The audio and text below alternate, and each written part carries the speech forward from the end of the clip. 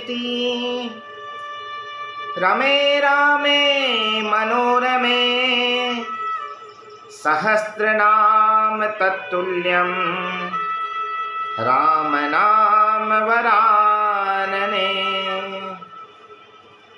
जय श्री राम मित्रों, आप सबका स्वागत है अपने इस YouTube चैनल पर।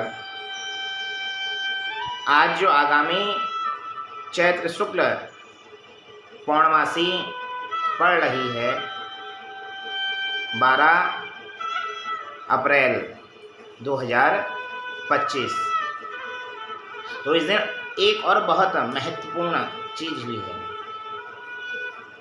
श्री हनुमान जी का प्रकटोत्सव।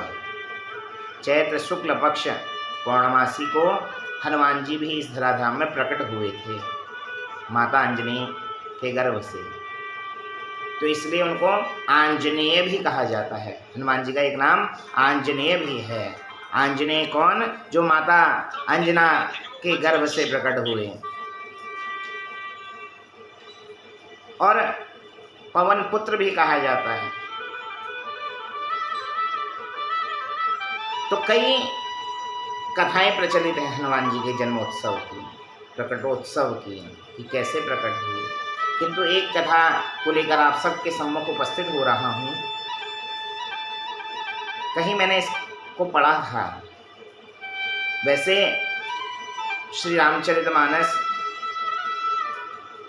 और वाल्मीकि जी की रामायण में इसका वर्णन नहीं है कि हनुमान जी कैसे प्रकट हुए। वर्णन आता है कि जब राजा दशरथ जी ने पुत्र कामेष्ठी यज्ञ करवाया, जब यज्ञ संपन्न हुआ तो अग्निदेव स्वयं हाथ में खीर का प्रसाद लेकर प्रकट हुए और कहा कि राजन, यह जो खीर है अपनी रानियों में बंटवा दो, जिससे उत्तम संतान की प्राप्ति होगी। तो जैसे ही खीर का बंटवारा हुआ तो उसी समय एक विचित्र घटना घटी। माता सुमित्रा के हाथ का वह प्रसाद एक चील आई और अपने पंजों में दबाकर उड़ गई। तो माता सुमित्रा जी के हाथ से वह प्रसाद लेकर चले गई। इधर माता सुमित्रा बड़ी उदास हो गई कि देखो मेरा कैसा भाग्य है, हाथ में आया हुआ प्रसाद भी मुझे प्राप्त नहीं हुआ। दुखी होने लगी। तो माता कौशल्या और माता कैकेयी ने कहा कि सुमित्रा उदास मत हो, और उन्होंने अपने अपने भाग में से आधा आधा भाग माता सुमित्रा को दिया। और यही चील चलते चलते चलते जब बहुत दूर पहुंची तो एक पहाड़ पर माँ अंजना श्रेष्ठ संतान की प्राप्ति के लिए भगवान का पूजन कर रही हैं, भगवान का सुमिरन कर रही हैं, भगवान का ध्यान कर रही थी, भगवान शिव की उपासना कर रही थी। तो उसी समय वह चील के पंजों से वह प्रसाद छूटा और माता अंजना के हाथ में वह गिर गया। तो भगवान का प्रसाद समझकर माता अंजना ने उस प्रसाद को ग्रहण कर लिया। तो कहते हैं उसी प्रसाद के प्रभाव से हनुमान जी प्रकट हुए।